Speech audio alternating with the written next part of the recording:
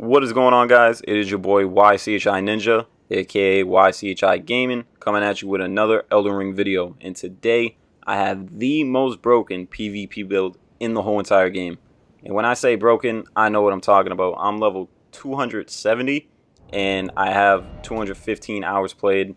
So I'm kind of a no life when it comes to Elden Ring, and PvP is the only thing I do now because everything else is boring. I pretty much 100% at the game in every way, shape, and form. I beat every single boss in the game multiple times, so this is all I do. But let's just get right into the build. So for the weapons you're going to be using, it's going to be the Bastard Stars.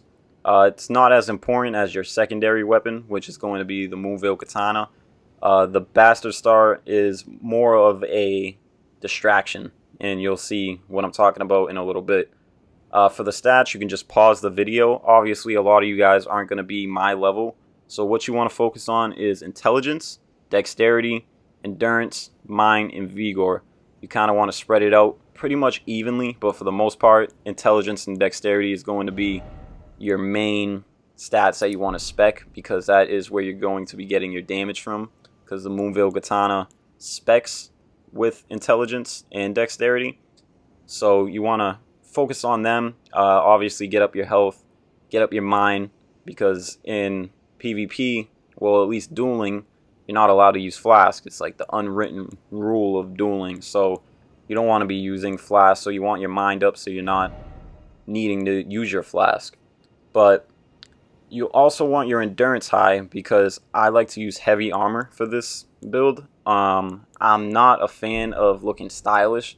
I like to have all them meaty looking like buff armors, so that way I can stop all the physical damage that's coming my way. For the talisman, it's kind of personal preference.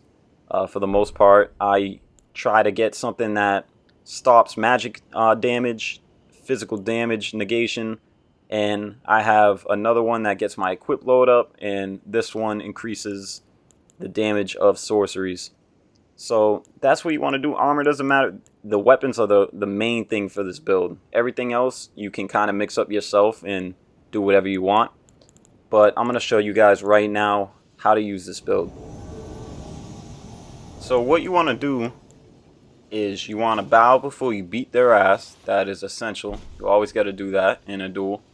And you want to use the Bastard Stars as a distraction. So I use the Ash of War, and it pretty much blinds them because all they see is that purple cloud. Immediately you want to switch to your Moonveil, and when you use your Moonveil, you want to use the Ash of War. This guy, I don't know what he was thinking, but he wanted to use Flask, which is a big no-no in dueling. It's an unwritten rule. You're not supposed to heal, so I had to teabag him. But the Bastard Stars is a really good weapon for AoE damage, so if you're invading someone and there's multiple enemies, it's a really good weapon. I just feel like the Moonveil does a lot more damage, and it's a lot more effective in a 1v1. So that's why I just use it as a distraction, and then I immediately switch to the Moonveil. Now, I don't really have too many issues with dueling or PvP, unless it's somebody who is using Bloodhound Step and they're running around. Then it's hard to hit them with the Moonveil. That's when the Bastard Stars really comes in handy. But for the most part, I literally shred every kind of build. And look at this guy. He wanted to point at me instead of bowing, so he got what he deserved. So you want to use that distraction, immediately switch, and they never expect it. At least the second time they expect it, but the first time they never see it coming, because that's literally, it's like blinding them, the cloud. And the best part about the Bastard Stars is you can hit them once, and then when the cloud explodes, it hits them for a second chunk of damage. So it's not a bad weapon by any means. I could probably beat people just using that. I just use this as my technique. So as you're going to see again, use this as a distraction. I'm pretty sure it doesn't work for this attempt. I hit him that time. Oh, no, it's not this one. But you want to use it, distraction, switch, and that's how you get him. And this guy wanted to heal too. I don't know what it was with this video, but I was running into a lot of people that wanted to use their flask, and that's why he also got teabagged. But I really like this build. I feel like intelligence builds runs PvP. I don't really like bleed builds when it comes to PvP. That's not me saying that it's not a good build, that it's not effective, because Rivers of Blood definitely runs the game right now in all forms. PvP, PvE. I just feel like this is, if not just as good, it's better than the Rivers of Blood itself. But as you guys can see here, I'm literally shredding people. I'm two-shotting them.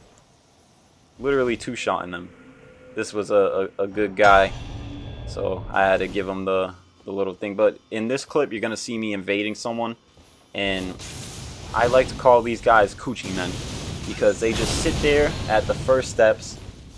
They're squatted up, and all they do is wait for someone to invade them, and then they jump them. They couldn't even give me the respect to 1v1 me. So I hate people like this. I call them coochie men. Don't be this guy. If someone invades you and you're just chilling at the first steps, if you're squatted up, just do it 1v1, and then if you lose, then the next person comes up. I like people like that because they have honor and respect. These guys, they were just swarming me, and I got smoked. So this build is not going to be that good when it comes to 2v1s or 3v1s, but that doesn't mean that it's still not a good build, because right here I get 2v1'd and I made it work. It just all depends on the kind of builds that you're going against. So this build, I would say, is a 10 out of 10 when it comes to 1v1s. And I'd give it like 7 out of 10 when it comes to 2v1s. It could be effective if you use it the right way and you're really experienced, but it's not as effective, you know what I mean? So you just gotta kind of play your cards right. But that's going to be the video, guys. Hopefully you enjoyed. In summary, you want to make sure your endurance is high so you can get that really heavy armor on, because a lot of the times in PvP you're going to be getting swarmed with bleed builds or strength builds or unga bunga builds. So you just want that really good armor. Don't be that guy that wants to be stylish and wants really cool looking armor. In my opinion, I think the veteran's armor looks pretty damn cool, so I don't even mind having it on, and it's really effective when it comes to damage negation.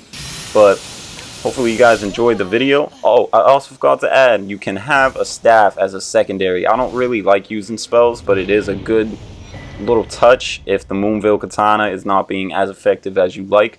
So you can always equip that as your secondary weapon.